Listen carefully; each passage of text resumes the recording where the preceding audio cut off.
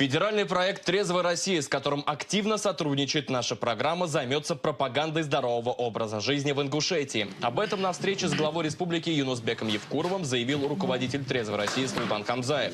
По итогам встречи был подписан документ о взаимодействии между общественниками и руководством региона. В ближайшей перспективе в проект «Трезвая Россия» в Республике Ингушетия построят около 4 спортивных площадок по воркауту. Это бесплатные и доступные для нашей молодежи.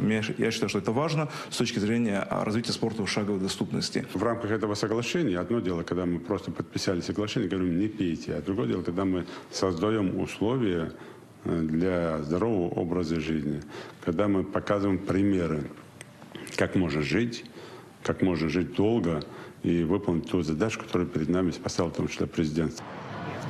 Напомню, что по данным национального рейтинга трезвости Республика Ингушетия занимает 2-е место в лидерах общерегионального зачета.